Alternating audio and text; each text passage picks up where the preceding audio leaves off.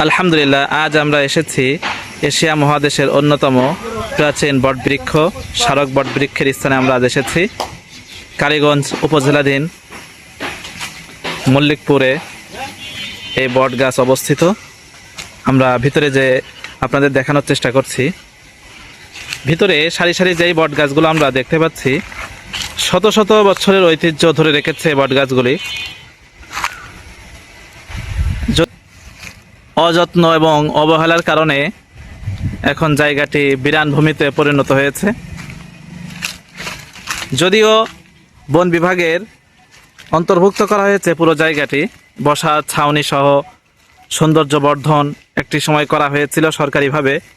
পরবর্তীতে এর সুন্দর রক্ষণাবেক্ষণ না থাকার কারণে ভিতরে আমরা অনেক ময়লা এবং অপরিষ্কার দেখতে পাচ্ছি। তবে এটি আমাদের কালীগঞ্জ উপজেলার বড় একটি গৌরবের বিষয়, অহংকারের বিষয়। বিভিন্ন দূর দূরান্ত থেকে মানুষ এখানে এসে থাকেন এই বটবৃক্ষ দেখতে।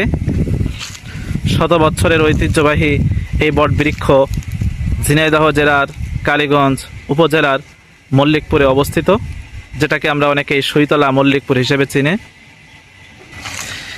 এই বটবৃক্ষের ভিতরে সৌন্দর্য বর্ধনের জন্য বিভিন্ন ধরনের বিদেশি জাতের এবং বিভিন্ন ধরনের সৌন্দর্য বর্ধনমূলক বিভিন্ন গাছগাছালি লাগানো হয়েছে।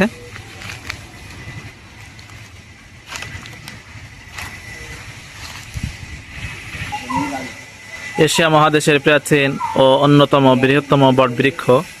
আমরা নেম প্লেট যেটা দেখতে পাচ্ছি, এখানে বিস্তারিত কিছু পরিচয় দেওয়া হয়েছে। এখানে আমাদের এক ভাই আছেন, এই ভাই বন বিভাগের পক্ষ থেকে এনাকে দায়িত্ব দেওয়া হয়েছে। ইনি রক্ষণাবেক্ষণ করেন এই জায়গার, যিনি দায়িত্ব পালন করে থাকেন।